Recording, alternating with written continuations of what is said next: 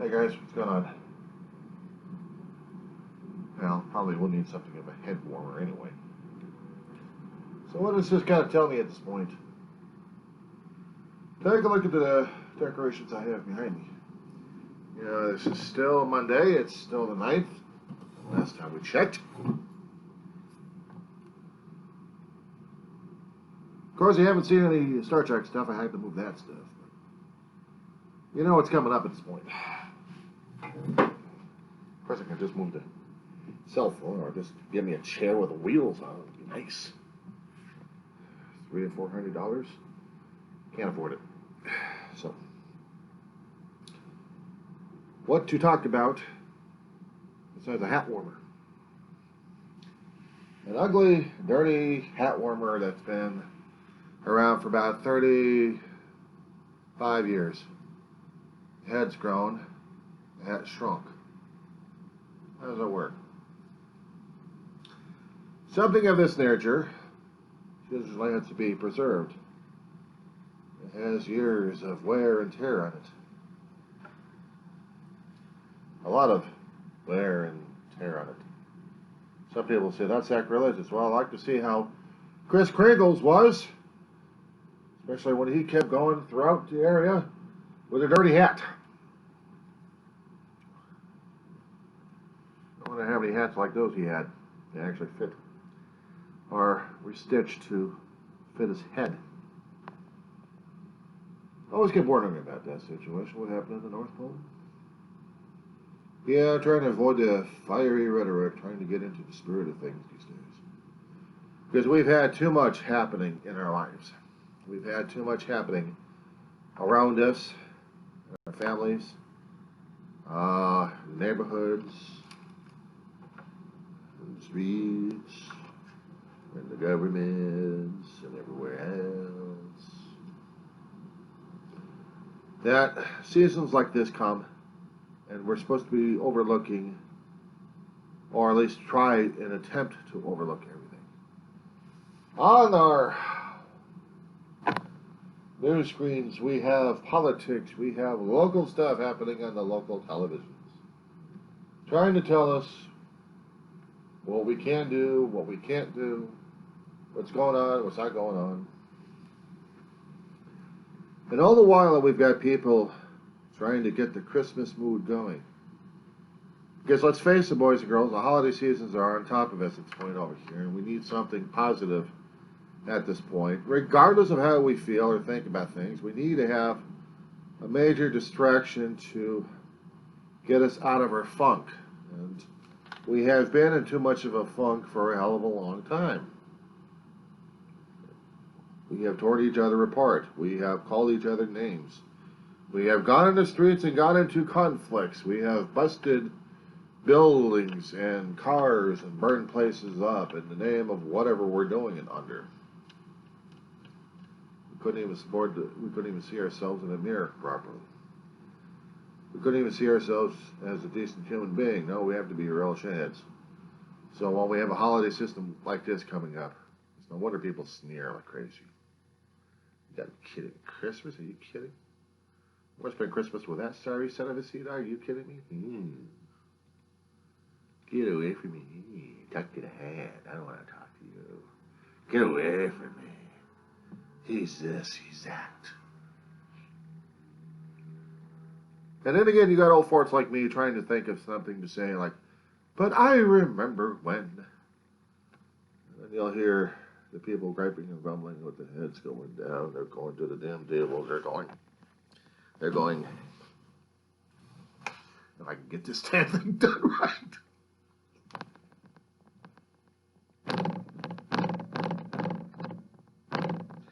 I'm doing it lightly because I don't want to get myself a concussion. Or whiplash. Or wooziness. Bad enough I had neck injuries a long time ago. And just to do that is going to kill me if I'm not careful with this. But you get the idea. So we have to be nice. We have to be nice to each other. Why do I gotta be nice to you? What have you done nice for me? and call me names. I don't like it. I don't like it a bit. Scrooge is my favorite character. There goes the neck again. I can try making fun of the situation at hand, because I'm trying to find some bit of humor to make fun at. I am trying to make a point of sorts, the hard way, on my body, which means I'll be getting me a nice hot shower or something like that put on the damn neck so I don't have to have the damn thing crimping up on me again. We have Christmas music being pumped out by different radio stations at this point. We have people trying to advertise Christmas sales left and right. And you look at the damn bank accounts like, well, what the hell can we afford? We can't even afford it in a Christmas cheer. Actually, you can. Yes, you can. You can do that. You can do that. You can afford that because you can actually volunteer. And through volunteering, you may make connections. You may go to food banks to help out. If you have extra food, you can help somebody else out. If you have baking skills, mad baking skills, I haven't got any. I'm bare basic survival at this point over here. I can't even do that for myself. And I used to cook like crazy for my family. Whatever happened at those times? But things you could do for other people to share the cup of cheer one way or another, despite the fact that we got a COVID situation going on right now. We got politics dividing us left and right. We got a whole lot of anger displaced and spread about like it's bandini, which is the word for it. I'm not going to say it. And through that, it's supposed to be some nice things growing up out of it. Maybe there'll be some roses growing out of the damn thing. They still have thorns on them, but you can still clip off the thorns and give it a rose to somebody. Hopes that the rose is accepted as a peace offering. Or olive branches. Clip the olive branch and hope that it can grow their own olives. Without grapes. Bit of gardening.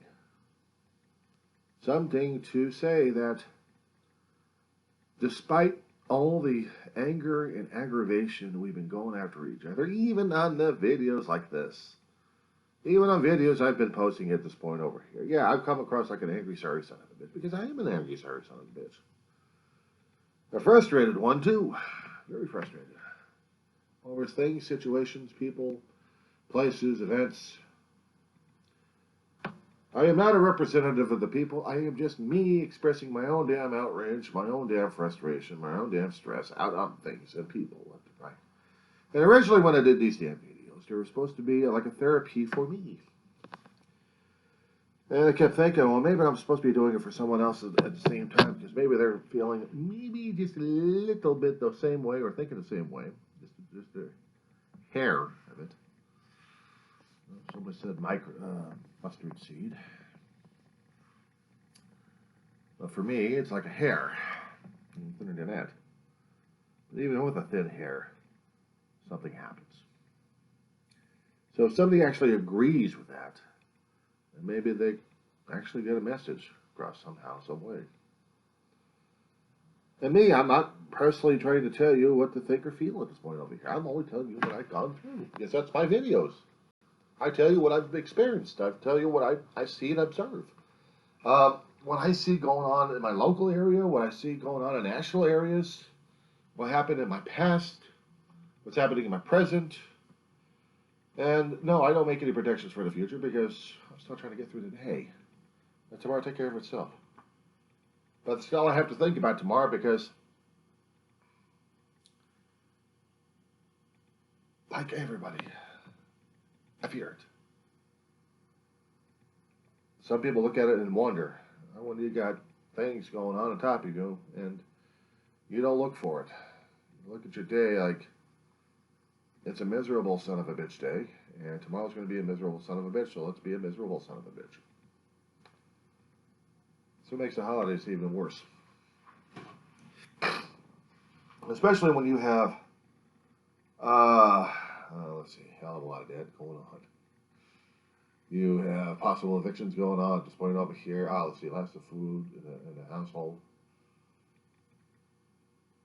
I got food in the household. I've got a rent. I've paid already.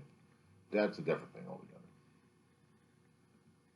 And what drives me crazy is looking at the holiday decorations I have. The actual symbols to bring out the holiday cheer, to try to elevate the spirits, to try to back up a little bit on the story here. I've had a Christmas tree, a plastic bunny tree for 40 years. And I've always had that tree next to my bed. Decorated or undecorated. It was always next to my bed, just there. Sometimes it was in the way, but other times it was just there, a reminder of something. When I had it decorated, and I mean really decorated, sometimes I would have lights on it too. I mean, the damn thing's got stay high. Piece of shit. You look at it, but it was still a good tree. Lasted all this long. And it was telling me something. It was telling me about this life. It was telling me about life, period.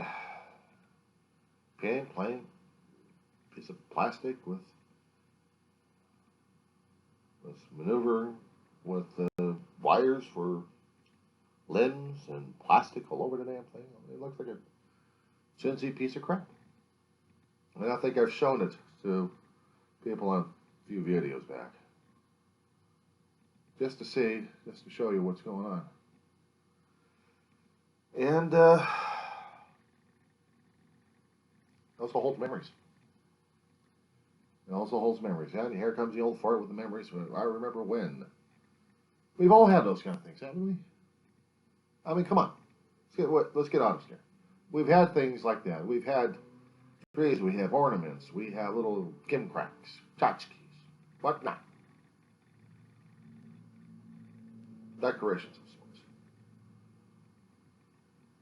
Something that reminded you of what you liked the most about the holiday season. And in a fearful time, it's easy enough to hold on to that damn thing, pack it away, and pray to God that you don't lose the damn thing, and you lose the damn thing. Or worse, it's still out there, and you see it old and faded away. And how many times you keep dusting it off or doing something about it? It still shows age and wear and tear. Whether people are just disinterested in the holidays or anything else, it's just nothing. It's nothing. It's just another piece of thing. It'll be replaced one way or another. For others who hold on to that item like a madman, it means a hell of a lot more, because it means a representation of what you've lost throughout the years, and things that you'd hope may come again. And sometimes it's kind of hard to hold on to that too. It's especially hard when you think about that kind of idea when you lose people that you love. I've probably talked about this in different videos left and right, that a holiday season leaves me depressed as hell. And I know, warning, here comes the old man routines at this point over here. But even us old men are like the younger kids who just freshly lost. And they don't know how to deal with loss and grief. And I'll tell you something, nobody does. I don't care how many times you keep going through the damn thing, it's still the same. It still hurts like crazy. I'm lost. And I'm still surviving. And you go through pain, you go through the grief, you go through the loss, you go through it all. And what's harder is when you go through the holiday seasons and you're reminded of what happier times were like with the family, that the pain and the grief and everything else hits you hard. Reality check. You're probably saying, you shouldn't have a reality check. I said, well, you're not living then, are you? Because you have to find a way hopefully a positive way to get through it. Sometimes it's not that easy. It's not that easy. Because we're so wrapped up with the chains of pain and grief, of loss, coupled by depression, anxiety, grief, PTSD, God knows what else you got going on in your head. You know, me, I got them all too.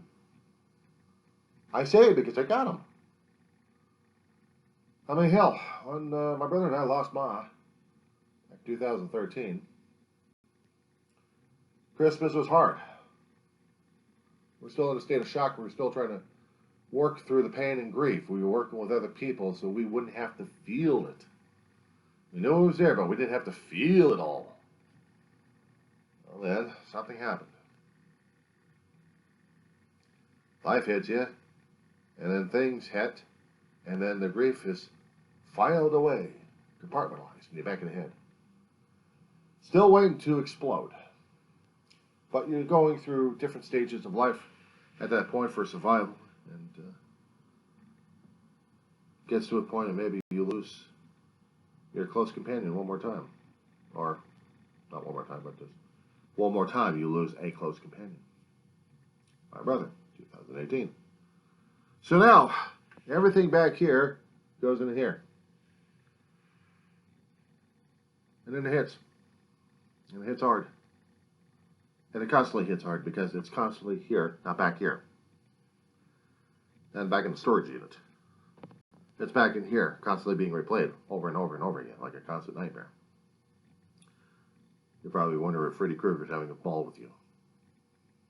Probably is. But during the holiday season I've been going through the past 2 years, it's been the hardest damn thing I've ever gone through.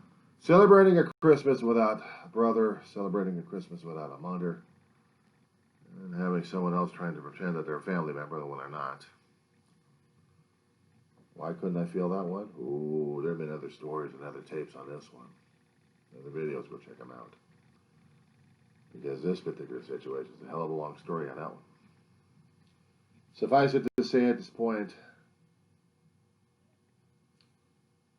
I look outside and I wonder if this is going to be the last or not. You might consider it as a cry for help or a cry for depression, or maybe something else will happen. But sometimes I just have to take it a day at a time and swing over here and just be grateful for the memories I've got. And if there is a chance, an opportunity to make new ones, then I got to take those kind of chances. There's a reason why Lewis Carroll was writing stories. No, I'm sorry, not Lewis Carroll's. I'm thinking about Alice in Wonderland at this point. Charles Dickens, thank you very much. Thank you for the reminder on that one. Charles Dickens was writing about the misery of London during his time in the 1800s. And how greed was permeating everything else. How different class wars were happening. Wrote a lot of good books. A lot of good stories about it. And the one Christmas classic everybody knows about it. Adaptations have been made into the infinitum. You might have heard my own hand at the damn thing in the first place. Oh, okay, we go.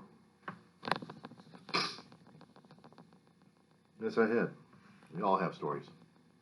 We all have stories that we adapt from Mr. Dickens, because Mr. Dickens was a master storyteller.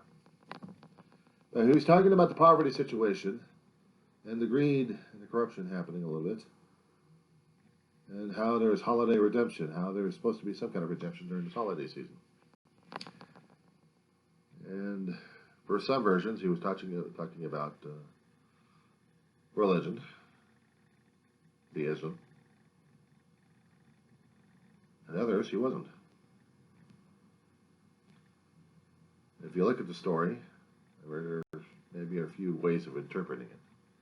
All in all, it's man going through hell and coming out. He already been in hell, he didn't realize it. But he had to be He had to be made aware of it. Because he's already making everyone else's life a living hell. And besides, he actually likes life. He wants to live, he wants to survive, but he also sees the error of his way. And therefore, he's going to make everybody else see that too, that life is worth living. He tries to be the better man.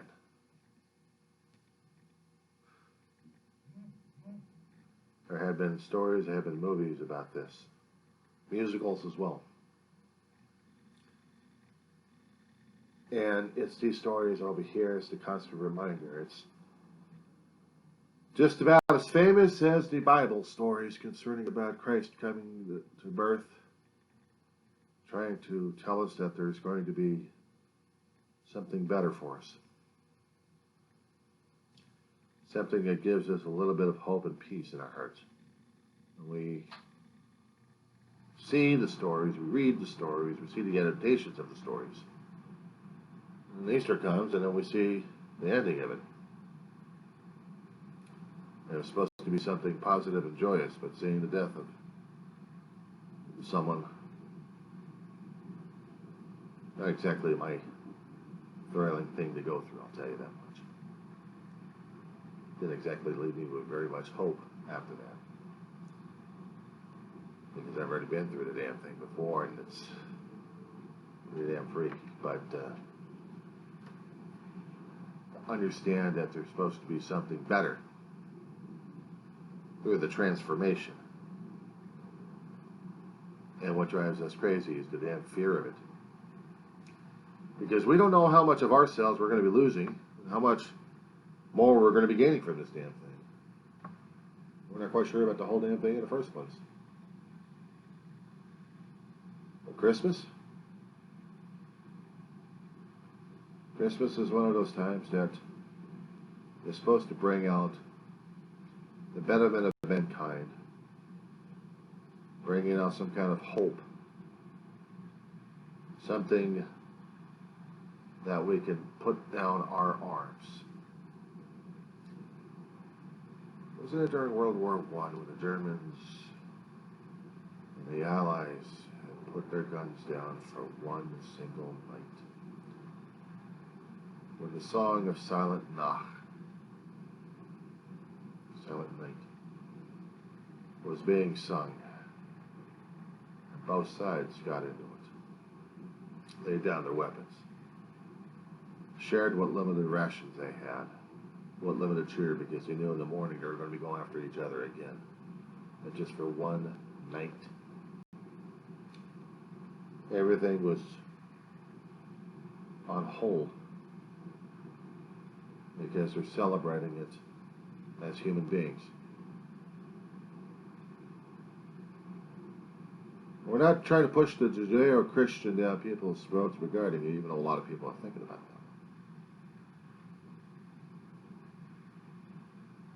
that. But Hanukkah was something of hope. An oil lamp lasts for 8 days. It was supposed to last for 1.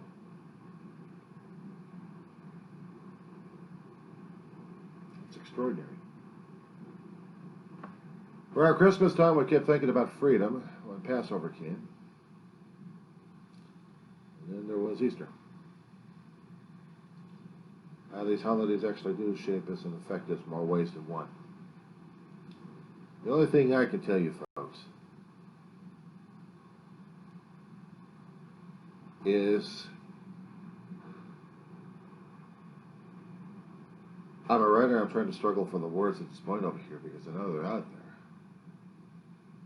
The feelings are just overwhelming to the point where I cannot adequately express them. But discussing about these kind of things that might help us out to get past what we have gone through, what we have torn each other apart over. Just for one damn season out of a year, can we not try to kill each other? Is it possible? I mean, it seems to be the most incredible thing to do at this point over here, and I know I've talked about this in maybe a few other videos in the back, but and I know you're going to be making comments about this damn thing in the first place. You probably won't have arguments about this damn thing, saying, "No, no, no, I can't do this. I can't do this." Well, it's your choice then. It's your choice. If you want to be a miserable, sorry son of a bitch, be my guest. I'm not forcing you. I'm not asking you.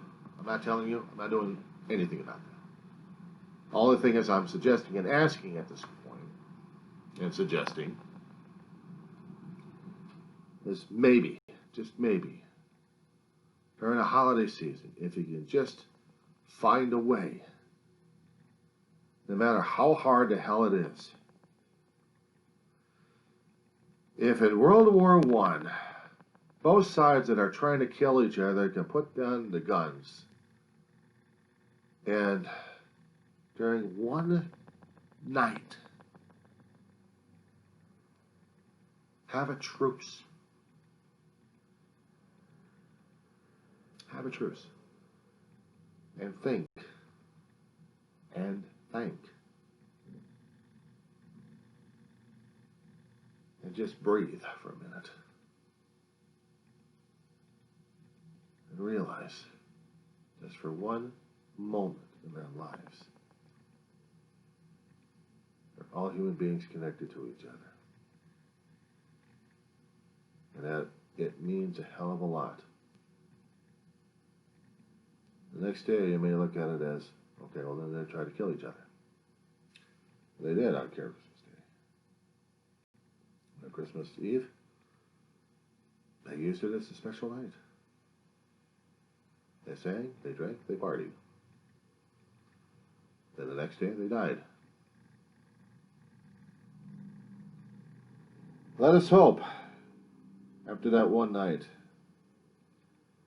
we can still come out of the combat. We can still come out of the battle maybe a little bit better than we were.